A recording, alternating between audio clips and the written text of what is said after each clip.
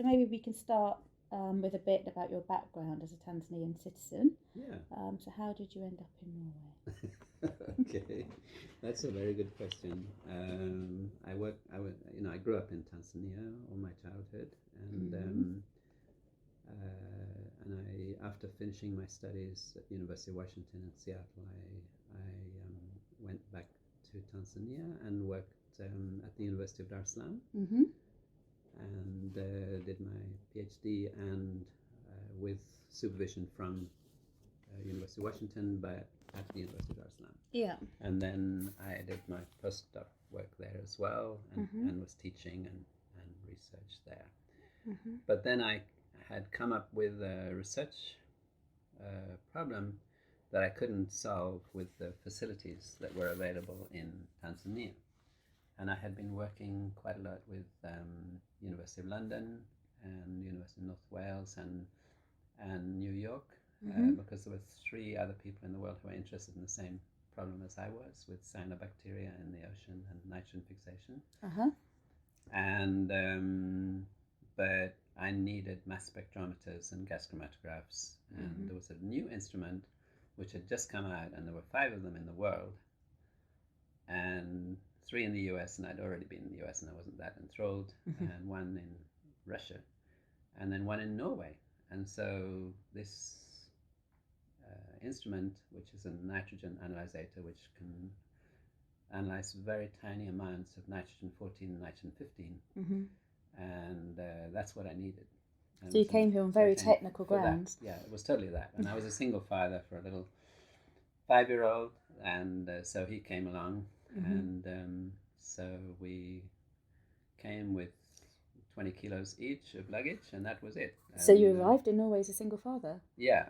So it's a good country to be a single father in. Yeah, that's what I discovered. I had no idea, but that's what it turned out to be, because, and it seemed to be actually a, somehow the kindergartens and then the schools and so on, I just made a much bigger thing out of somebody who's a single father than somebody who's a single mother. They were even more sorry, which was a bit ridiculous. But anyway, that's what I experienced. I got overwhelming help, and also my son, who I thought would find it quite difficult to adjust. He just, I think this is typical of 5-6-year-olds, that they just fit in very quickly. Yeah. They're very adaptable. And the language came very quickly. The language he'd learned immediately, but he just sort of fit in very easily. Yeah. So you studied biological oceanography at the University of Washington and at the University of Dar es Salaam. What triggered your academic focus on vulnerability and people's struggles for their rights? Yeah, well, I found that I was getting so specialized on this cyanobacteria and nitrogen fixation, and I could talk for hours about that. But I discovered there were about 3 people in the world I could discuss it with.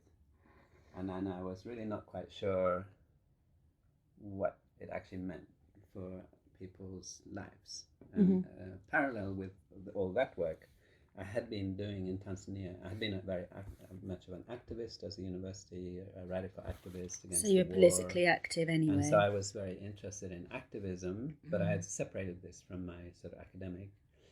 And then at the University of Dar es Salaam, it was also a very politically active campus, and lots of interesting discussions, and a lot about political economy, about understanding imperialism and neocolonialism.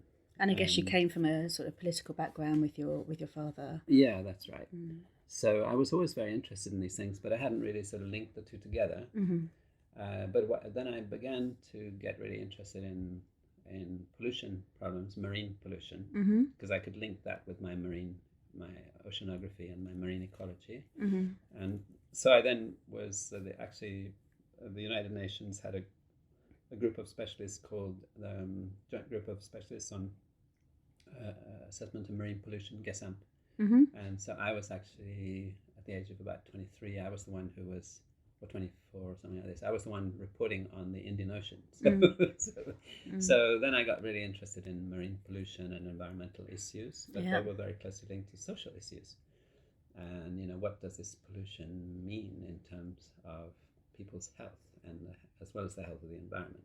So it was hard And to address one without the other. So I found that these things were very interlinked. Yeah. And so then I became interested in broader issues of environment and development, from a critical perspective. Yeah. So you have been very prominent in the teaching aspect of your professorship at NMBU as well as your research. You've been heading its popular bachelor programme in International Environment and Development Studies for several years. What do you wish more people understood about teaching? I'm not sure I can tell people what they should understand, but I do think it's very important that if we're going to have a bachelor's program, then we need to do it properly. And I think that it really strengthens the department to have all three levels of bachelor's, master's, and PhD. So I think this is important for an academic department. And if we're going to have a bachelor's program, then it might seem to some that it's less status than master's or PhD, but actually I think it's all interlinked and all important. So I have felt that the bachelor's program needed and deserved attention. And so I've been very happy to work with that, and it's been very good teamwork with study coordinators as well as other teachers and so on.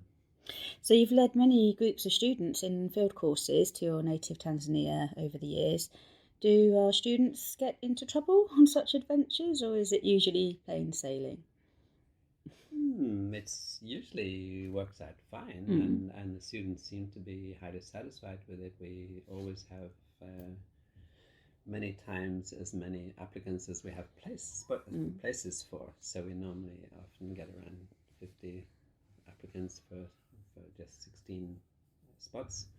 So it's a very tough selection process. But when one is taking a group of students from Norway to a country like Tanzania, and we're staying in very cheap hotels, which are safe and clean, but there are hazards, and if one is not careful about washing one's hands, that's one thing which we talk an awful lot about, but people still forget. People worry about the wildlife on a larger scale, I guess. Yeah, but actually, it's the the viruses and bacteria, especially the ones which affect your stomach, which can be really problematic for a few students, but it's not that's dangerous, but it's it's uncomfortable to have diarrhea. So we've had quite a few with that, and then we had a student who got malaria, and but that's really important, is to take the medication. Prophylactics, yeah. And so I think it shouldn't be blown out of proportion if one or two students get sick. I think on the whole it has been mostly a very positive experience for the students, and the students have kept in touch with many of the students year after year after year after this, and they all remember it in very positive ways, although there have been one or two health problems. Yeah. So you've been a vocal critic of some of WWF's activities over the years. What are your reflections on this? Well, I was a big fan of WWF to begin with, when 50 years ago when they started out, and I think they were a shoestring budget, small group of idealists swimming against the current. Well, that was my impression. I think actually, when I look into it more carefully, actually it was Prince Bernhard and Prince Philip of Britain and quite a lot of aristocracy. So it wasn't quite like that. But anyway, that was the sort of image that I had. And but I think that what has happened with WWF now, over these 50 years until now, it's become a very different organization. And I think now it's more like a multinational corporation, because it has a headquarters moved from small town Lausanne in Switzerland to Washington, D.C. Yeah. And they live a kind of corporate life with very, very extremely highly paid executives.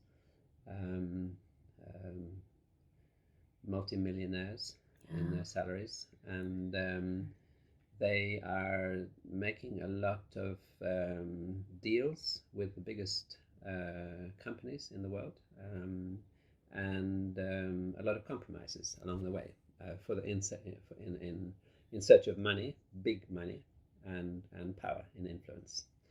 So I think WWF have become a very different organization. So I think they have this image with the panda bear, and and I think there are still. I have some links with WWF Sweden now, but they are very different. They have a much lower budget. They're much more membership based and much more idealistic. So there's quite a few regional differences. Very big differences. In cooperation. Whereas Norwegian WWF is very closely linked to the Norwegian state. Most of its money is coming from NORAD or other funds like that. And they also have very close ties with salmon farming industry, big money, and they take very compromised positions on this. And then when it comes to WWF in the areas where I've been doing research, I started off 14, 15 years ago. I went to talk with WWF and tell them what the research that we were doing, because they were active in the same area, in a positive way, because I thought that we could cooperate. I mean, we're different, but I thought that we could exchange information and so on and so forth. But then they were behaving in a rather anti-people way, and trying to blame small-scale fishers for things that they had no evidence against them for. And this relates to your video. Yes, that's correct. And they were framing the local fishers as destroyers of the environment, and in a very negative way. And this did not reflect our results. And I figured out that they were just sort of trying, after the dynamite fishing had been stopped. They in order to legitimize their existence as an organization in WWF, been getting a lot of funds, mostly from Norway, but also from Britain and some other places. They had to have a threat. They had to create a threat. And so it was easy to target the small-scale fishers as a threat. They didn't want to take on the industrial fishers, which are actually more problematic from my point of view as a marine ecologist, and seeing the impact of trawling or industrial overfishing. That's much more of a threat in Tanzanian waters than the small-scale fishing. So I think they have changed very much, and that's why I felt it was our obligation as researchers to explain this. Yeah. So, retirement is around the corner, and you have plenty of activities in the pipeline after your retirement. Want to share? Well, yes. I mean, I look forward to continuing my connection with NMBU and Noragric, and so I'll be doing some supervision, PhD and master's students, and teaching, a little bit of teaching here and there, some lectures in different courses. Yeah. And then I hope to be able to continue to participate in some of the ongoing discussions and maybe some joint publications and things. And then also the Chinese Academy of Fishery Science has invited me for 2 conferences this year to give keynote presentations. Critical assessments of marine aquaculture sustainability issues, and that came out of assignment I had from Foreign Ministry last year, and so that I will be working with as an independent scholar. Yeah. And also the University of Dar es Salaam, where I worked very for many years, a long time ago. They still consider me one of the staff. They don't really think that I've ever left. And the State University of Zanzibar also. The Resilience Center in Stockholm and the Geography Department in Stockholm. The Marine Science Center in Gothenburg University, they've invited me now in February because I was too busy now in January. So I'll be going down there in this coming month to Gothenburg for a couple of days. No pipe and slippers for you. No, I mean to have a more flexible time, and I think choose what I want to prioritize and spend my time on. But so I'm looking forward very much to that. Great. Thank you, Ian.